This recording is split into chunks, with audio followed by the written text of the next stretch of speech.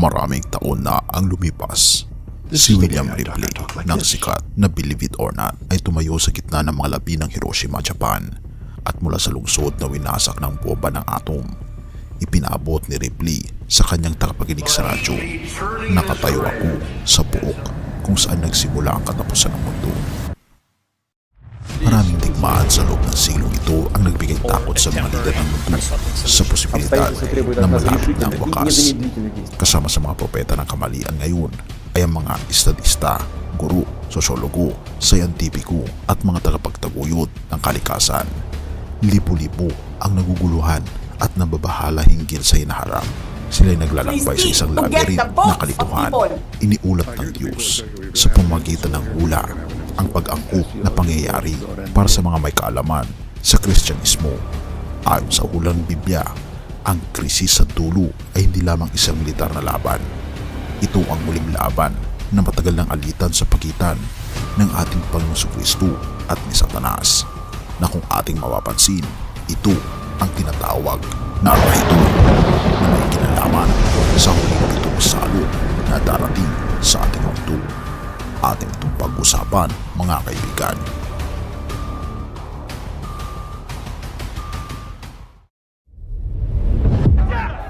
Kapansin-pansin sa lahat ng tao sa mundo, ang babala ng giyera, ang matinding gutom at napakaraming mga pangyayari na hindi natin inaasahan at tumitindi ang kahirapan sa buong mundo.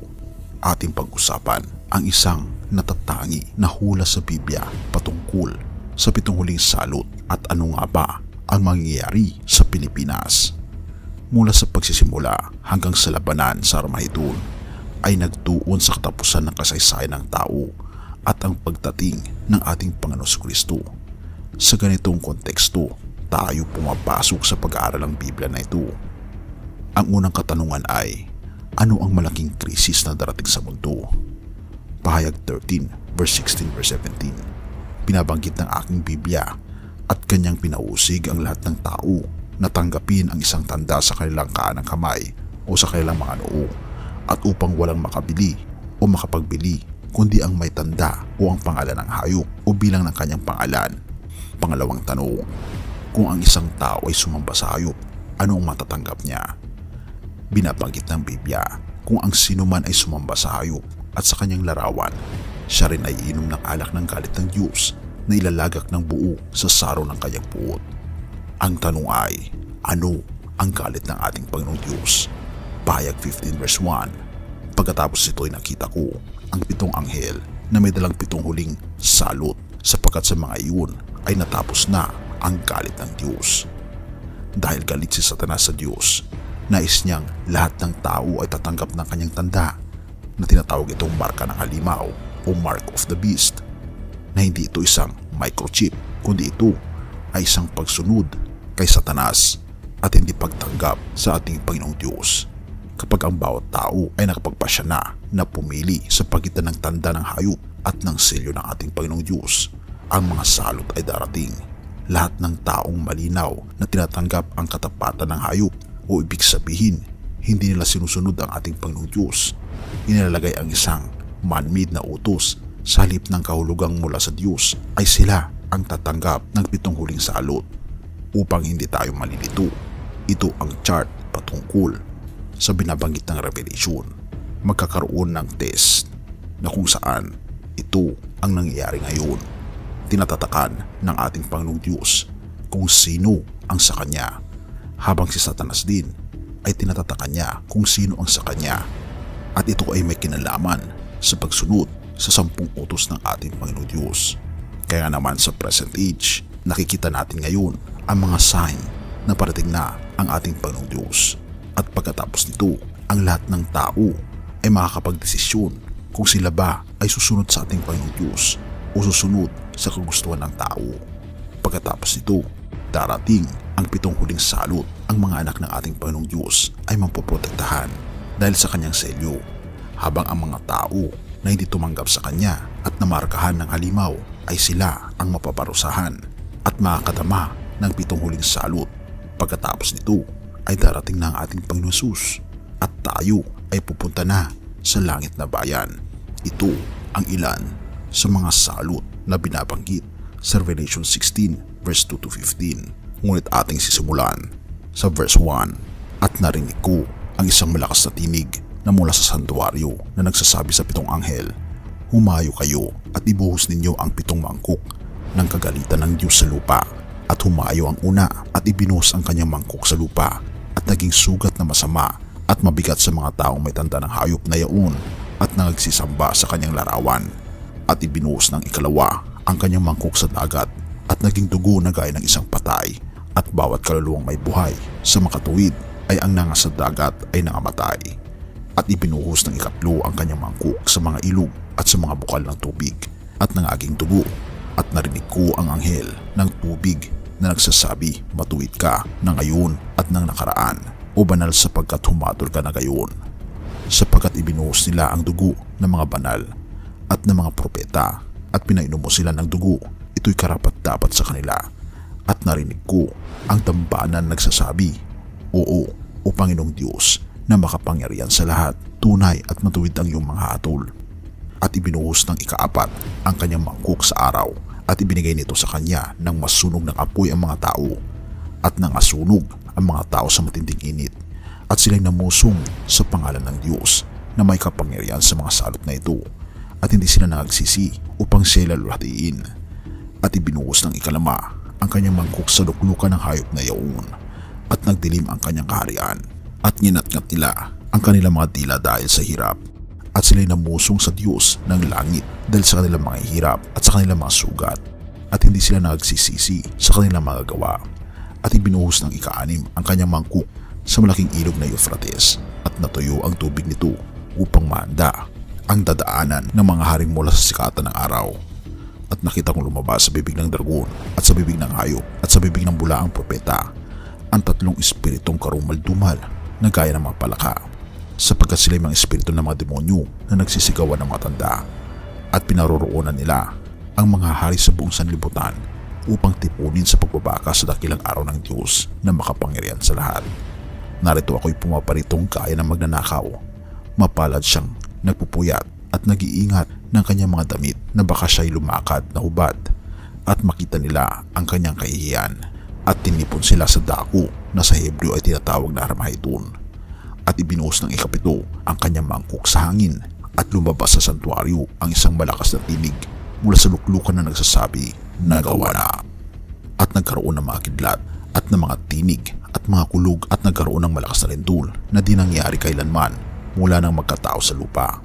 Isang lindol na lubhang malakas, lubhang kakilakilabot, at ang dakilang bayan ay nabahagi sa 3, at ang mga bayan ng mga bansa ay nangaguho, at ang dakilang Babylonia ay napag-alaala sa paningin ng Diyos upang siya'y bigyan ng inumin ng alak ng kapagsikan ng kanyang kagalitan, at tumakas ang bawat pulo at mga bundok ay hindi nangasumpungan, at malaking granizo na kasinlaki ng talento ay lumagpak sa mga tao buhat sa langit, at namusong ang mga tao sa Diyos dahil sa salot na granizo, sapagkat ang salot na ito ay lubhang malaki. Ito ang binabanggit ng banal na kasulatan.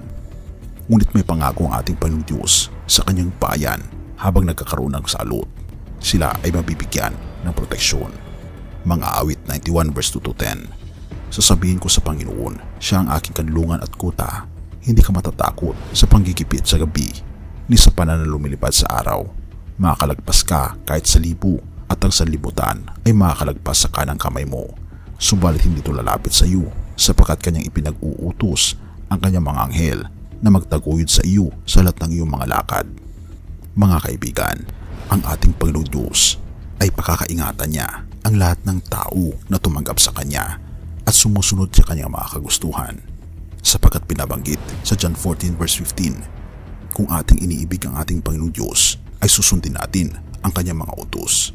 Nais kasi ng ating Panginoong Diyos kung sino ang mga taong tunay na nagmamahal sa kanila, dahil binabanggit din sa Biblia, hindi ang lahat na nagsasabing Diyos ko ay makakapasok sa kaharian ng ating Panginoong Diyos, kundi yun lamang gumaganap ng kautusan ng ating Panginoong Diyos.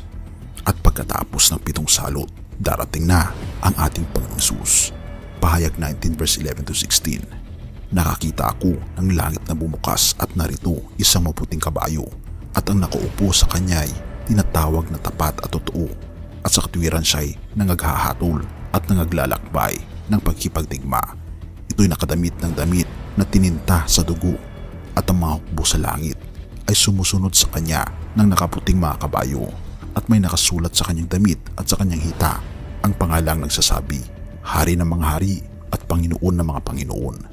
Sa mga huling sandali ng panahon, si Jesus ay babalik bilang hari ng mga hari at Panginoon ng mga Panginoon upang tuluyang sirain si Satanas at ang kanyang gawain. Ang mga tagasunod ni Kristo ay nagtatagumpay. Ang katwiran ay nagwawagi. Kaibigan, ang resulta ng laban ay tiyak. Ano man ang mangyari sa inaharap, ang ating Panginoon Jesus at ang kanyang bayan ay magtatagumpay. Kung hindi mo naisipang ilagak ang iyong tiwala sa ating Panginoon Jesus sa pamamagitan ng pag-imbita sa Kanya sa iyong buhay, bakit hindi mo ito gawin ngayon bago pa maging huli ang lahat? Ang tanong ay, tinatanggap mo ba ang ating Panginoon Kristo bilang iyong tagapagligtas? Tayo manalangin. Ama naming banal, mga Panginoon naming Diyos, kami po'y lubos na nagpapasalamat sa inyo pong pagmamahal sa amin. Panginoon, tulungan kami na huwag pong makamtan ang marka ng kaaway. Bagkus tulungan kami, Panginoon, na makamtan ang selyo ng aming Panginoong Diyos. Natulungan kami, Panginoon, na sundin ang iyong mga kautusan, na magkaroon ng tunay na pag-ibig sa inyo, sapagkat una niyo po kaming inibig. Patnubayan po, Panginoon, yung mga anak, at tulungan kami na makaligtas sa 7 huling salot na darating sa aming mundo. Purihin ka, o aming Panginoong Diyos, at patawarin po kami sa lahat ng aming pagkukulang at pagkasala, at salamat sa garantiya ng langit na bayan at ang makapiling ka panghabang buhay kasama ng aming mga pamilya sa langit na bayan. Purihin ka, o aming Panginoong Diyos, at patawarin po kami sa lahat ng aming pagkukulang at pagkakasala, pagkat ito'y aming samot hiling sa matamis na pangalan ng aming Panginoon Jesus. Amen.